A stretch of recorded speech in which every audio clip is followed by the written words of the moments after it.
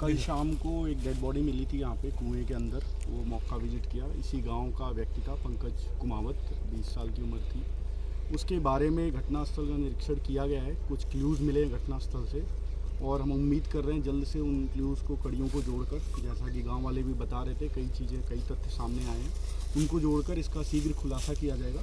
जो भी परिस्थिति में मृत्यु हुई है, जो भी चीज़ें हैं, एक बार पोस्टमार्टम से भी आइडिया लगेगा कि जैसा आप बता रहे हैं ब्लड के स्पॉट्स हैं, क्या हैं, क्यों हैं, उन सब तथ्यों पर आज एक बार पोस्टमार्टम करवा के और उसके बाद उसका खुलासा किया जाएगा कि क्या है, क्या संदिग्धता है। सर, खेतड़ी क्षेत्र की अगर बात करें तो आसपास के क्षेत्र में पिछले दिनों में देखा जाए तो चोरी की वारदातें भी बहुत ज़्यादा बढ़ी हैं। चाहे जसरापुर की हो, चाहे खेतड़ी नगर पालिका क्षेत्र की बात हो। पिछले दिनों बिटेरा में भी 4 लाख रुपए की चोरी हुई। तो लगातार चोरी की वारदातें बढ़ रही हैं। क्या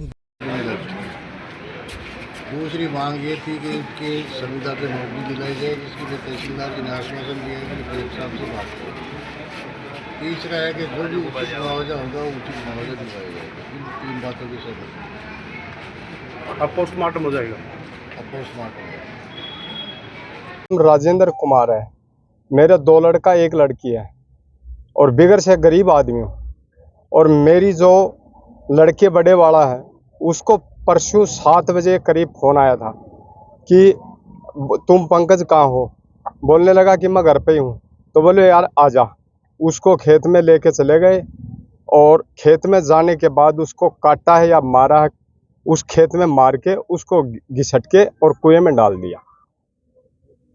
अब क्या अब ये है कि दूसरे दिन मैंने रिपोर्ट कर ले आया थाने से, तो वो थाने वाले गए वहाँ पे, मौका मोर्चा जो भी देखे हैं, पर लेकिन अभी तक कोई सुनाई नहीं हुई है मेरी। और दूसरी बात, अब मैं यहाँ आया हूँ तो अब आप साहब देख सकते हो कि अभी फिलहाल मैं आपके सामने हूँ। नहीं, हम सब तो मोर्चरी में आपके। हाँ, और मेरा लड़का मोर्चरी में है अभी फिलहाल।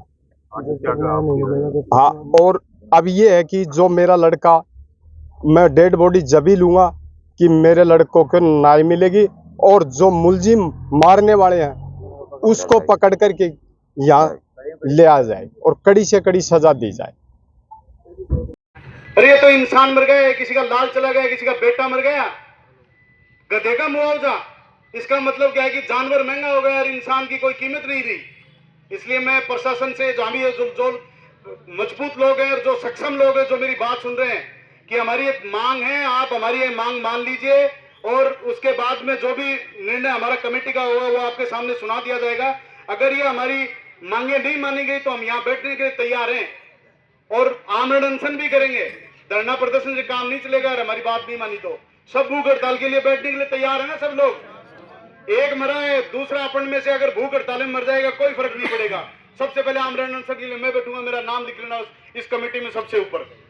लेकिन एसडीएम साहब के लिए ये एसएचओ साहब ने वहां बात पहुंचाई है, आएंगे कि नहीं आएंगे ये बताएंगे।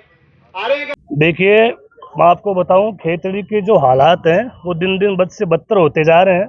परसों शाम को डानी बाडान से ये भाई था पंकज, जो घर से 7 बजे के करीब लापता हो गया था, जैसा परिजनों ने बताया। फिर इस संदर्भ में कल एमपीआर भी दर्ज करवाई गई थी। फिर कल शाम को पता लगा कि उसकी डेड बॉडी है वो नज़दीक ही गाँव में कुएं के अंदर बरामद हुई है। और मेरा निवेदन है प्रशासन से, देखिए आए दिन, अब थोड़े दिन पहले एक वाल्मीकि के लड़के की डेड बॉडी चेपरा ग्वार के अंदर मिली थी। आए दिन ये घटनाएं होती जा रही हैं जिस पर नियंत्रण का कोई काम नहीं है। मुझे तो ऐसा प्रतीत होता है कि प्रशासन की इन अपराधियों को मौन स्वीकृति तो नहीं है कहीं, कि प्रशासन चुप है। अभी तक कोई किसी प्रकार का कोई इनका कंट्रोल करने की कोई कवायद शुरू नहीं हुई है।